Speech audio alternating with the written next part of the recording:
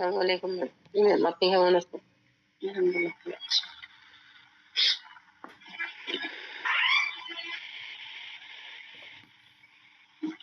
কতজন জয়েন করছে? আচ্ছা,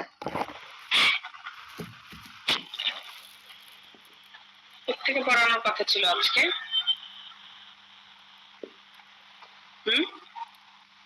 কেউ একজন বলেন, কথা উত্তর দেন না কেন? সময় অনুযায়ী মহিলা শ্রমিকদের নিয়োগ ও কাজের সম্পর্কিত বিধান, তাই না? জানি না ম্যাম, ওইটা পড়ানো হয়ে গেছে। তাহলে কোনটা পড়াবো সেটা বলেন আমাকে। 3 নম্বর। 3 নাম্বার। আচ্ছা, 3 নাম্বারে যে বিষয়টা বলা হচ্ছে সেটা হচ্ছে কোন ধরনের বিরোধ শিল্প বিরোধ হিসেবে গণ্য হবে। তাহলে শিল্প বিরোধটা কি সেটাকে বুঝতে হবে।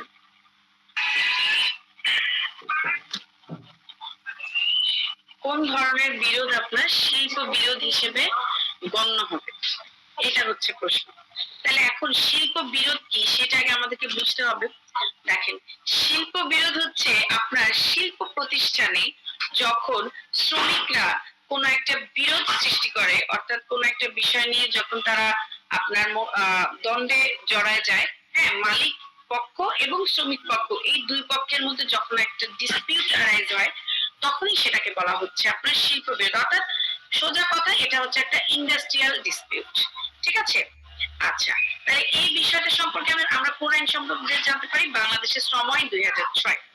এই আইনের 2-62 ধারা অনুযায়ী কোন ব্যক্তির চাকরির নিয়োগ সংক্রান্ত বা চাকরির শর্তাবলী বা কাজের অবস্থা বা পরিবেশ সংক্রান্ত কোন বিষয়ে মালিক, তারপর হচ্ছে মালিক শ্রমিক ও শ্রমিকের মধ্যে, শুধুমাত্র মালিক শ্রমিক যে হয় বিষয়টা তা না। ধরেন শ্রমিকদের মধ্যেই আপনার একটা দ্বন্দ্ব বা একটা বিরোধ সৃষ্টি হয়ে গেল, এক পক্ষ মানে একটা আলাদা আলাদা দল সৃষ্টি হলো, এক পক্ষ আরেক পক্ষকে উস্কায় দিতেছে, এবং পরবর্তীতে কি হচ্ছে, তারা আপনার তাদের এই দ্বন্দ্বটা মিটানোর জন্য হয়তো বা মালিক পক্ষ আসছে সমাধান করতে, কিন্তু দেখা গেল যে লাস্টে তারা সবাই বায়াসড মালিক পক্ষের বিরুদ্ধে চলে গেল। তাহলে এইভাবেই হচ্ছে মূলত একটা শিল্প বিরোধের সৃষ্টি। বুঝতে পারছেন? তাহলে শিল্প বিরোধ জিনিসটা কি?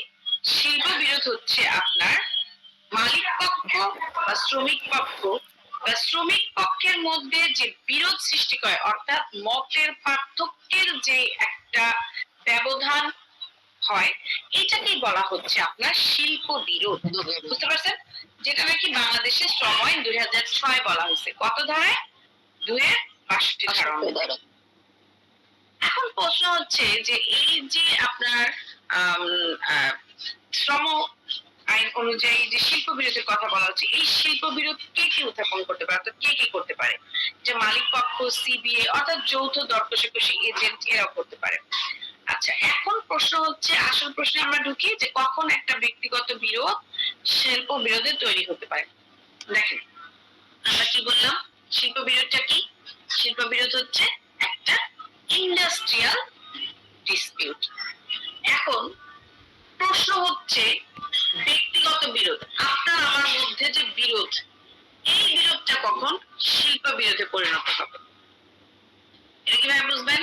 যখন একজন মালিক এবং একজন মাত্র শ্রমিকের মধ্যে কোনো বিরোধ দেখা দেয়, তখন সেটাকে কিন্তু আপনি শিল্প বিরোধ বলতে পারবেন না।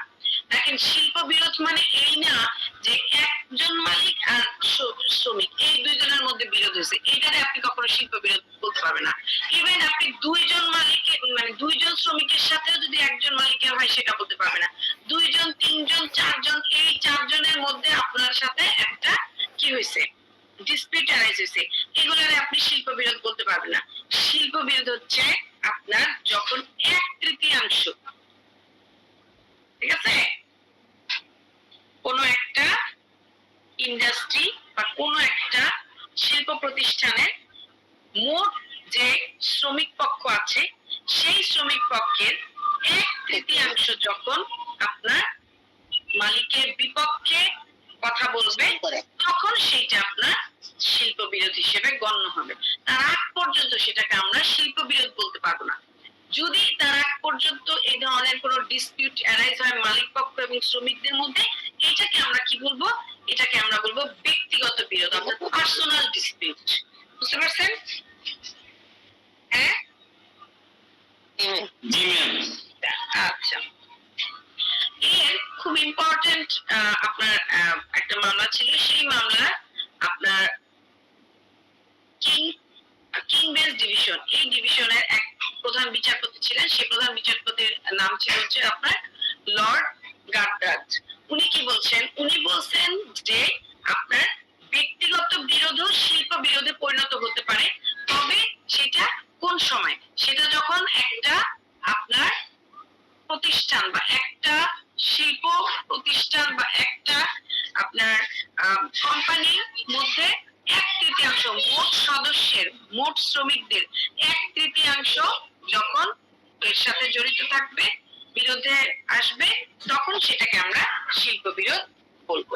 ঠিক আছে, দেখেন এখানে কেসে পয়েন্ট দেখেন, মাদ্রাজ লেবার এপিলেট এই ট্রাইব্যুনালের সিদ্ধান্ত হলো একজন শ্রমিকের নিয়োগ, কর্মচ্যুতি, চাকরির শর্ত বা কাজের অবস্থা সম্পর্কিত বিষয় একাকী উত্থাপিত বিরোধ শিল্প বিরোধ হিসেবে গণ্য হতে পারে। ঠিক আছে, আচ্ছা, তাহলে শিল্প বিরোধ, ব্যক্তিগত বিরোধটা কোন সময় শিল্প বিরোধে পরিণত হবে এটা বুঝতে পারছেন? যখন নাকি আপনার কোন একটা প্রতিষ্ঠানে মোট শ্রমিকের 1/3 যখন কিসে পরিণত হচ্ছে, আপনার মালিকের বিপক্ষে কথা বলছে, হ্যাঁ, তখন অর্থাৎ মতের বিরোধ সৃষ্টি হচ্ছে তাদের মধ্যে, তখন সেটাকে বলা হচ্ছে আপনার কি? শিল্প বিরোধ। এবার বুঝতে পারছেন? হ্যাঁ, এই শিল্প বিরোধের বিভিন্ন পর্যায় বা বিভিন্ন পদ্ধতি সম্পর্কে আমাদের শ্রম আইন 2006 209 থেকে 212 বলা হয়েছে। সেই বিষয়গুলো কি আস্তে আস্তে আমরা দেখি। দেখেন, শিল্প বিরোধ উত্থাপন মালিক পক্ষ বা সিবিএ অর্থাৎ যৌথ দর কষাকষি এজেন্টের মাধ্যমে উত্থাপন করা হয়। এটা কি বলা হচ্ছে, কেউ যদি শিল্প বিরোধ উত্থাপন না করেন তাহলে শিল্প বিরোধ বিদ্যমান আছে বলে সেটা গণ্য হবে না।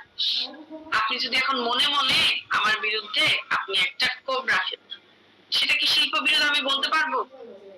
বা ধরেন কোন একটা প্রতিষ্ঠানে অর্ধেক শ্রমিকই আপনার বিপক্ষে আছে, কিন্তু সেটা যদি আপনার মুখে নাই না মনে মনে মনোমালিন্য করে রেখে দেন, আপনারা যদি আওয়াজ না তুলেন, তাহলে সেটা কি শিল্প বিরোধ হবে? বলেন আমারে। সরকারকে আমরা পিছনে অনেক গালিগালাজ করি, বলতে পারেন পুরো দেশের সবাই গালিগালাজ করি, ধরে নিলাম, কিন্তু যতক্ষণ পর্যন্ত আওয়াজ না তুলবো, সেটা কি ততক্ষণ পর্যন্ত এটা কি আপনার আসবে, দেশের মধ্যে আসবে?